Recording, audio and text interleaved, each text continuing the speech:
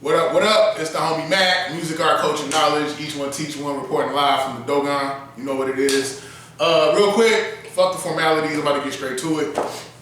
Bottom line, niggas are targets.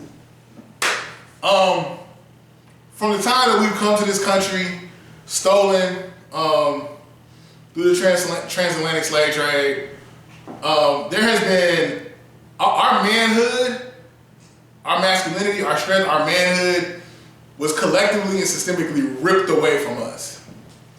From the point of slavery, we were freed in 1865, and that's when there were just policies enacted. You had with Jim Crow, vagrancy laws, convict leasing. It went from physical slavery to now you want to police us and enslave us through policy. And what I'm saying is collectively, as of 2023, collectively black men are still trying to recapture their manhood. They're trying to be self-defined, and they're trying to become self-determined and control their own destiny. We know through the invention of the welfare state that a lot of black homes were separated.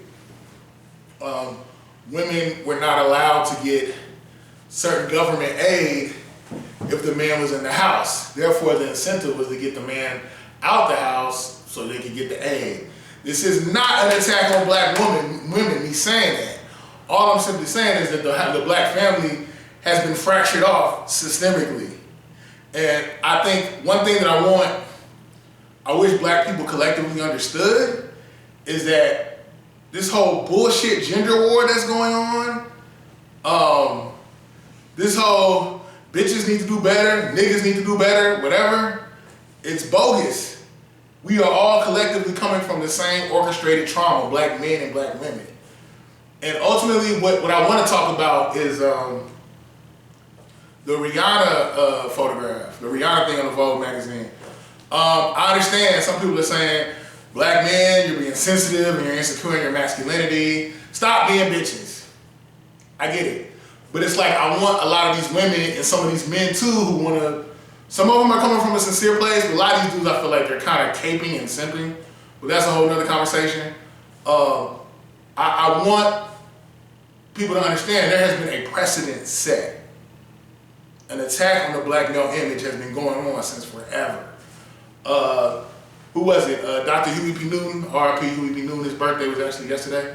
He has a quote where he's saying, I don't expect the white media to create positive black male images. You had the film Birth of a Nation that came out, I don't know the exact year, but it basically was propaganda. It had black men looking like monkeys, acting like monkeys. They were rapists and sexually charged and didn't know how to control their penises. And when they got to government, they were cleaning their toenails, had their feet out, just acting very uncivilized. So what I want people to understand is there has been a precedent set to destroy the imagery of black men. Okay, I get it. Rihanna, the centerfold was about her, the centerpiece was about her. It was not an attack on black men. Y'all need to stop being so sensitive. But it's a thing where black men, we're becoming collectively more aware of how we're presented in media. And we know, clearly there's been an agenda to effeminize us, to emasculate us. And we know that imagery is forever. I took a psychology class and I learned about something called classical conditioning. Basically, you can see, first of all, let me say this. You can only consciously process maybe 7 or 10% of the things that you see. And there are corporations that study human psychology that try to figure out ways to manipulate consciousness. And this isn't no conspiracy theory stuff. You can Google it and look it up. So much money is spent on marketing. So much money is spent on imagery. And why is that? Because imagery is powerful. Imagery can literally affect your subconscious mind and how you process the world and reality around you. You got so many people that are walking around here, don't know why they think the things they think, don't know why they feel the way they feel, don't even know why they believe what they believe. They're walking around here with these implicit biases. And it's through conditioning, classical conditioning. Classical conditioning is you create a narrative or you figure out a thought process, a paradigm that you want to impute in someone's mind, and you just show it, and eventually it falls into your subconscious. And people don't even realize, like, a lot of times we're on autopilot. The thing that's really directing us is our subconscious mind.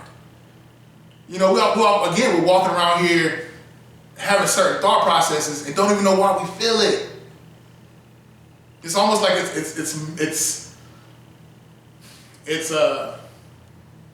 it's mind control. It's manipulation on a subconscious plane. You know, Dr. Frances Cress Welsing, she wrote a book called The ISIS Papers. I'm still reading it. There was a thing where she says, you know, there's always been an attack on a black male image. And she says that ultimately what white people fear is genetic annihilation. We know that anything, you know, and she has said this herself. She says, you know, men, the act of sex, the impetus of sex, men, we have the hardware to share our genes. It starts with us. And white people know that genetically, anything that mixes with black becomes black. So the warfare becomes more psychological. How can I make the women, how can I make black men the enemy of mankind? How can I make it so that his women don't want to deal with him? How can I make it so he's public enemy number one? You make it, you tear his image apart. You know, and I want to talk about, again, the Rihanna photo. It's all subjective. Process it how you see fit. I'm not going to say there's a right or wrong, but all I'm saying is men need to be leaders. We don't know what's going on in their relationship. He could be leading. I don't know. It's not my business. That's their relationship. But what I'm saying is, like, when it comes to images, people walk away with different understandings. You know, some people looked at it and thought, wow, like, he's nurturing his baby and he's letting his wife, they're not married, he's letting his woman do her thing. Some people thought it was beautiful because it showed black male vulnerability. Okay, baby, I'll follow your lead and that's how some people took it, and they thought it was beautiful. Some people also took it like ASAP was emasculated. ASAP looked like a bitch. ASAP looked like a dependent. That's how some people took it. And I'm not saying, again, there's no right or wrong way to take it. I guess ultimately what I'm saying is I want people to understand that just because they look at it different from you doesn't mean they're wrong. Doesn't mean that they're crazy and they need to go to a therapist. No. You know, we're all a byproduct of our experiences. We all are a byproduct of the conversations we've had, the books we read, the things we've seen. It shapes us. So we're all literally looking at things through a different lens. You know, I just don't like it how some people are taking this narrative, oh, black men, you're just so sensitive. Why are y'all so paranoid? It's justified. It's justified. Like, there literally has been, I mean, you want to talk about lynchings? A lot of black men got killed, got their penises cut off, got their penises put in mason jars, and were murdered and sentenced for things they didn't even do.